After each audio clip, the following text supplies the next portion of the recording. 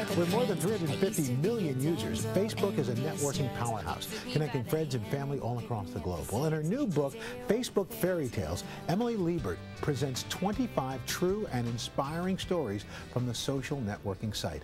Today's Sarah Haynes has more. Hey, Sarah. Hi, Al. Having started as today's online correspondent, I know a lot about Facebook Fairy Tales. I sat down with the author and my Facebook friend to learn how Facebook is literally changing lives.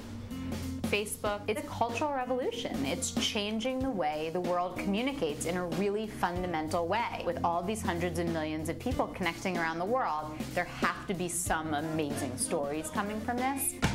Stories like Seth and Melissa's. We got married in 2005. We tried to have a family from the beginning. But after months of trying and rounds of in vitro fertilization, Seth and Melissa were still unsuccessful. Each time it didn't work, it was, sad. But this time we were like, this is going to help us. We're going to have a family through adoption.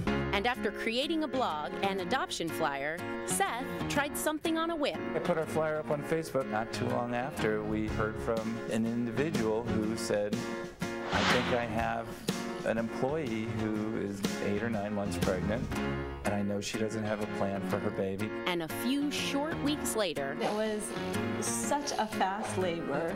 I swear, in 20 minutes he was born. He just immediately felt like ours. Immediately. He is the best baby. You'll come out of nowhere and into my life. For Chris Hughes, Facebook was his baby, conceived in a Harvard dorm room in 2004. Mark, Dustin, and I were all roommates in college when we co-founded Facebook. Given how quickly people came to Facebook and started using it, it was pretty clear that we'd tapped into something. And that something would lead Chris to one of the most groundbreaking presidential elections in history.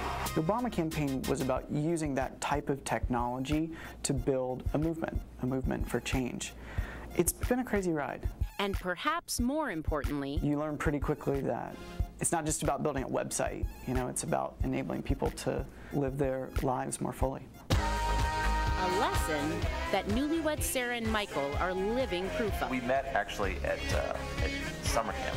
We totally made out. I don't know. I don't actually know how to say that on national television. Cut to 17 years later, while checking out Facebook with a friend. I said, oh, look, here's Michael Cohen, and we sort of clicked on his profile. That really, of course, was the initial spark of, wow, he looks great. He still looks great. And after 2 friend requests, we started chatting and reconnected. And finally, the ultimate change in relationship status. The rest is history. We definitely would not have reconnected if not for Facebook. 3 fairy tales, each with a modern-day twist. And one quick status update, Seth and Melissa are looking to adopt baby number 2. The flyer is already up on Facebook. That's pretty cool. Sarah Haynes, thanks. Good story. You want to read excerpts from Facebook Fairy Tales and for more on Seth and Melissa's adoption story, log on to todayshow.com. Did you meet your boyfriend on Facebook? No. Another form of stalking, but not electronic.